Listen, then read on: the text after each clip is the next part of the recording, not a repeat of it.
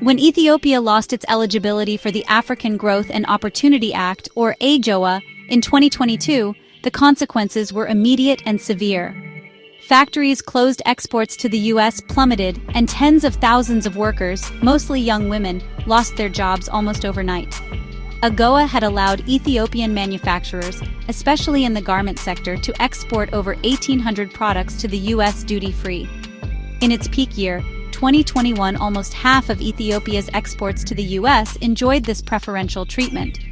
But after the suspension, the numbers told a stark story: a 32% drop in exports to the U.S. in just a year, and apparel shipments fell by over 40% within 2 months. Hawassa Industrial Park, once buzzing with over 35,000 workers, saw more than 11,000 jobs wiped out in months. Many of those affected were young women, often supporting entire families. And Ethiopia isn't alone. As U.S. trade policies shift, other African nations are now facing the same uncertainty. Lesotho's denim exporters are bracing for a 50% tariff that could threaten 30,000 jobs. In Madagascar, 47% tariffs have put 60,000 textile jobs at risk. And in Ivory Coast, looming levies on cashew exports are already hitting rural incomes. So, what can policymakers learn from Ethiopia's experience? Recent research from the International Growth Center tracked over 1,400 displaced factory workers in Hawassa. The findings were sobering, but clear.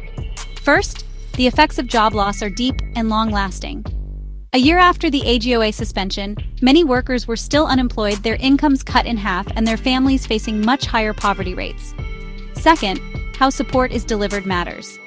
Workers who received monthly job loss payments rather than one-time lump sums managed to keep their spending steady and were more likely to stay in the labor market. Those who got lump sums spent quickly, but struggled to maintain stability and find new jobs. Interestingly, many workers initially preferred lump sums, highlighting a gap in financial literacy and the need for flexible, tailored support. Finally, there's clear demand for job loss insurance. Around 90% of surveyed workers were willing to pay a fair rate for insurance against layoffs. In other words, even in low-income settings, contributory insurance models are both wanted and viable. Here's the bottom line for policymakers: trade shocks aren't going away. As Africa's economies industrialize and plug into global markets, external risks will remain. But that doesn't mean workers need to be left unprotected. Investing in basic, flexible social protection, like job loss insurance or phased payments, can make a real difference when the next shock hits. For governments and development partners, the lesson is simple: support economic growth, but don't neglect the safety nets that keep that growth inclusive and sustainable. Like, subscribe, and share if you found these lessons relevant.